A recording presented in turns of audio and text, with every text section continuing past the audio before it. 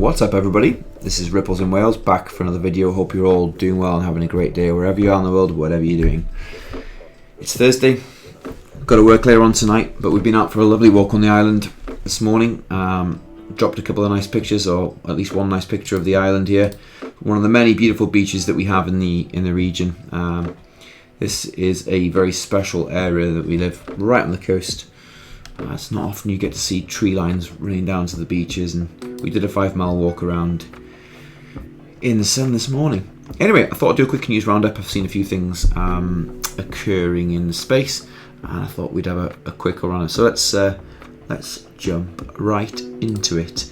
I've seen a tweet by Crypto Insights UK, and this is kind of my sentiments on the space at the minute. He says, why do I feel like there were going to be some more bad news that is going to give us some more sell-offs and flush of new longs, drop us into our trade and push off to start wave 3? If we get bad news, he's referring to blockchain backer. Would you call it magical unicorn fairy dust or puppet masters pulling the strings? And he's talking about the charts here, where he's kind of got a buy zone or support and potential liquidation points. And he feels that it's, he's kind of concerned, or that we're going to see some of the news, and it kind of feels about right. That actually, looking at the charts today, and we've had this kind of squeeze that's going on. I've just put some orders in today for some XRP as I missed the bottom call here, and so I bought a bit more today, and I will continue to buy some more as we kind of plateau out onto this. I don't think we're going to see a shoot off straight away. We're seeing some more negative news narratives, which is always interesting in the space. So keep an eye on Crypto Insights UK. He's really good. He's always doing some really super cool videos on shorts and things like that. Super on it. That's my Twitter. Come and give us a follow. Come say hi. And my YouTube channel is plugged in the right at the top of there. Some of the things that I've spotted today, I've just reposted. There seems to be a bit of an attack on PayPal now after PayPal launching its, it's got its own stablecoin coming out, or it's using a stablecoin by Paxos based on the Ethereum blockchain.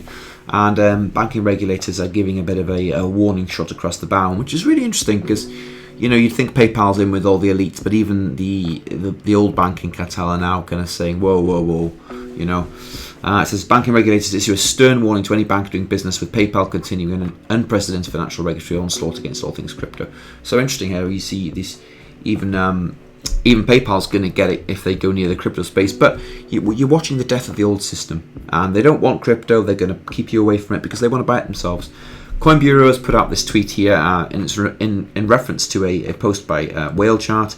It says, just in, PayPal to offer interest and rewards for Bitcoin and crypto deposits. And it's a meme showing, this guy going, huh? And it shows Celsius, BlockFi, and Genesis, who were all kind of companies that were brought to their knees. I felt they were bankrupted and brought under the control of the old guard. Either way, these companies all are in a real pickle. Celsius was a complete meltdown, and it's just, it's typical. So they control the space, and then they start launching their own. It's really disgusting. That's why I don't want anything to do with this old banking systems. Jeremy Allaire, quite an interesting little video to do with stablecoins. Remember, he's the CEO of Circle. While it's hard to imagine today, in the future, digital currencies will fundamentally change the way we pay for things, whether I'm buying a cup of coffee or shipping goods around the world. If you think back to 1998 with dial-up internet, could we imagine that in 10 years we'd have instant access to all of the world's knowledge? Or 10 years after that there'd be billions of broadband-connected smartphones with AIs mediating real-time human translation, enabling rich media and communications, coordinating human commerce with extraordinary velocity? And yet today, to send money, whether across the table or across the planet, takes days, and there are often high fees, which amount to a nearly $1 trillion tax on the global economy, impacting mom and pop shops like this one, as well as the largest businesses in the world.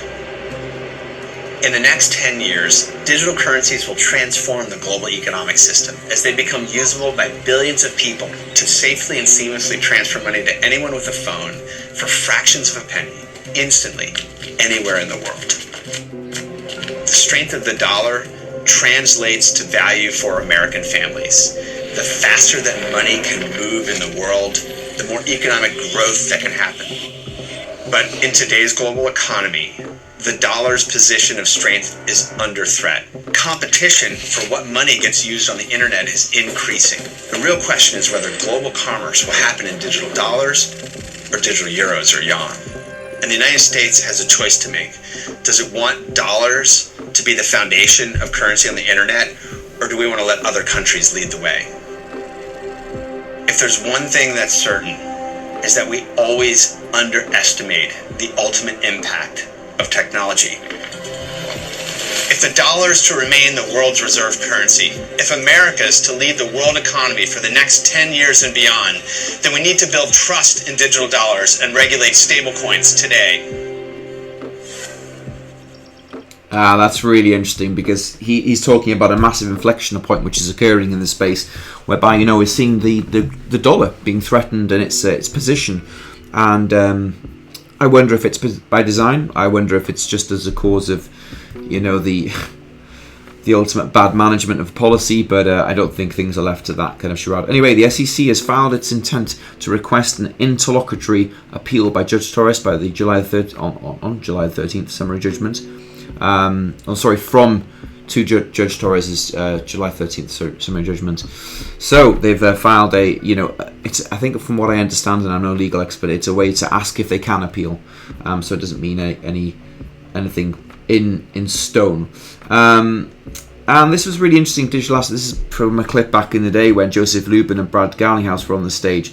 And Brad was kind of giving him some grief about the ICO. But you do sell it regularly, right? Don't you sell it into the market? Transparent about that. How much do you sell? You know, when necessary.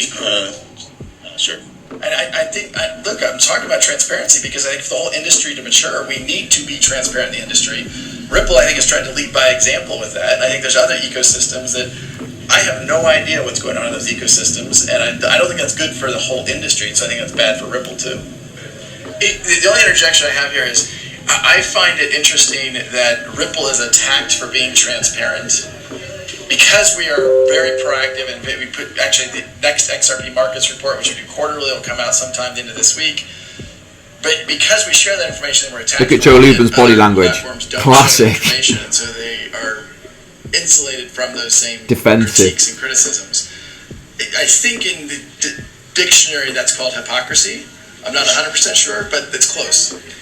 Is there any plan for greater transparency within Consensus in terms of how it deploys its defensive? Internally, sure. Internally, and you know, we're a private company, and Ripple's a private company too.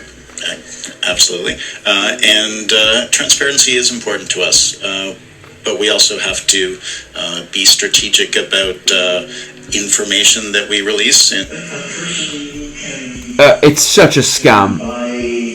Look, I'm going to pause it there, but Digital Asset Investor was talking about this is why they're really freaked out by the Ripple ruling. How does this ruling apply to Consensus sales? And DAI is like a dog in a bone with this one. He is relentless. They all are relentless in the community. They're going to find out where this corruption lies, and they want to root it out. And I think it's a brilliant thing to do. It kind of does open a lot of questions. And, you know, Bearable Guy posted about this back in the day. I don't know if you know. I'll have to do a bit of a deep dive on videos for that. The amount of time he was quoting, you know, the SEC and kind of hinting towards they were asleep at the wheel. It's a video for another day. Anyway, moving on. Other news that I found: Bitstamp halts trading of multiple cryptos in the US, citing regulations. And what do we say? That this, you know, potential onslaught. So Mana, Chiliz, Sand, Solana, among a few tokens affected. You know, the suspension will begin on August the 29th. So, geez, bonkers this, you know. Axie Infinity, Decentralized. These are all big metaverse. You know, Axie Infinity, Decentralized, and Mana. Oh, sorry, Decentralized is Mana. Sandbox as well. These are all huge metaverse platforms on the Ethereum blockchain. That's an interesting one. There is a massive connection there between Decentralized, Sandbox, and Axie. They're the three biggest the metaverse platforms on the Ethereum blockchain. And they've made a lot of money, so I can see where this is going, you know. Anyway, we're going to see a lot more of this. That's what I feel. Moving on. I do not want to manage my choices. Thank you very much. Hold on, let me get rid of these ridiculous post-its. And this was regarding a XRP relisted on Gemini after the victory in court. So finally, the Gemini twins have decided to relist XRP. It's only been almost a month. Bless their little cotton socks, managed to get their act together. I'm sure they must have really struggled to do that in light of the ignorance that they've shown towards this digital asset. I'm not a fan of Gemini. I don't use Gemini yet. If they smartened their act up and straightened their game and stopped being such Bitcoin maxis, I might use their platform. But anyway, they've relisted it, which is a positive thing for the community. The crypto exchange run by the Winklevoss twins, Gemini has relisted XRP affiliated token, the Ripple affiliated token XRP. Even these news articles can't even get their shit together when they're talking about XRP, can they? It's still the same of that token Ripple, as if they're dumb enough to not understand what the token is. This is how you're able to spot these media outlets who have got no interest in seeing the growth of XRP, is that they deliberately kind of, what would we call it in the UK? We would call it kind of, it's like a way of digging something and using submissive undertones in language to kind of disrespect something. It's kind of a similar vibe to that. But anyway, it's relisted on there. It's being reinstated by exchanges. Exchanges began to relist XRP in the recent victory of Ripple over the SEC regulator in court. So that's a real positive. Anyway, so more exchanges to list, the better. CoinDesk, Cathie Wood and Mike Novogratz are both bullish on the spot Bitcoin ETF approvals. Wood expects the SEC to approve multiple funds at once, and Novogratz says his sources say, hey, dimes to donuts, they will see an approval coming in 4 to 6 months. Interesting. What are we in now? August. So that's 8, so 4 to 6 months. Yeah, by spring of next year. That'll be about right. ARK Invest CEO Cathie Wood, Galaxy Digital, Mike Novogratz are both optimistic that a spot Bitcoin ETF will be approved soon. And Novogratz says his sources. This is interesting. Novogratz, citing sources of BlackRock and Investico, said during his company's earnings conference and call on Tuesday that it's not a question of if, but when one of the 8 currently outstanding applications for a spot Bitcoin ETF approval will occur. 4 to 6 weeks. When was this article published? 2 days ago, 8th of August. Interesting. All right. Moving on swiftly, we've got the Bank of International Settlements. Okay, is working with Ripple on the Settlements Payments Task Force. And this was an article, this is from finbold.com. The Bank of International Settlements, BIS, announced Ripple XRP is an official member of its cross-border payments interoperability and extension task force on August the 9th. This task force is to take part of the BIS Committee on Payments Market Infrastructures, composed of 33, interesting number, entities plus the chair. Engagement and partnership between the public and private sector is a key element of the G20, you don't say. We've heard that one before, a cross-border payments program. Improvements to the payment systems and arrangements underlying cross-border payments require global coordination, cooperation and commitment. And a wide range of public authorities and private sector stakeholders. Wow, well, you're starting to see these news articles now. Do you remember Ross Vandermeer said back in the day, when they're ready, a convenient news article will break? I must find that tweet sometime. Moving on. Base. So Coinbase has just released its own network or its own blockchain. So, I went and had a look at this morning. Coinbase's network has officially launched after spending a few weeks in open for builders only phase. The network is now, and by the network they mean blockchain. The blockchain is now ready to onboard users according to an August the 9th announcement from the team, which is here, Base. Base is open and on-chain seller is here. Become a part of the Base history by minting Base Day 1 to join. I think I pulled up a tweet. No, it's not there. I thought I had it here. Where is Coinbase? Okay, must have jumped it. Is it not there? Yeah, we go. Here we go. Let's pull that to there so we don't jump ahead of ourselves. Right, so Coinbase OnChain Summer. So you can go on there, you can bridge across to their blockchain, and you can connect your MetaMask wallet to it if you use MetaMask. And you can mint some of the NFTs. They've just been posting quite a lot on here. You can any wallet that mints an on-chain will be eligible for 60 days free on Coinbase One. Interesting how they're using these NFTs now, you see, as ways to onboard people and give them privileges and perks. Very, very cool. I love this kind of stuff. I've not used Coinbase for a while, but I'm really starting to like their platform again, and they relisted XRP, so I was very impressed by the speed in which they did that. That was super, super cool. But I think Ripple's helping them a great deal with their lawsuit and with the changes that they're suffering, or rather the wrath of the SEC that they're suffering.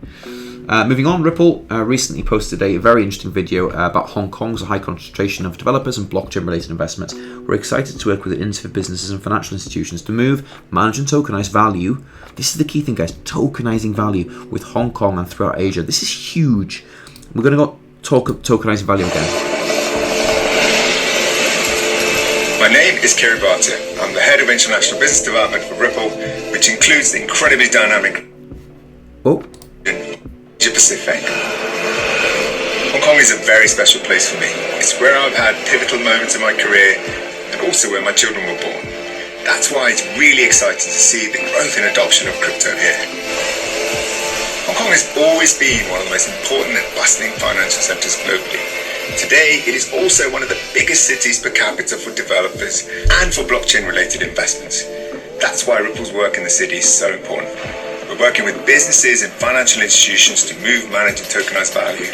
We're now working closely with the Hong Kong Monetary Authority to pilot a CBDC project tokenizing real-world assets on Ripple's CBDC platform built with the XRP ledger technology. With forward-thinking regulators and the momentum around crypto development, it's truly exciting to see what the future holds in Hong Kong. I don't think anyone really gets how big that is.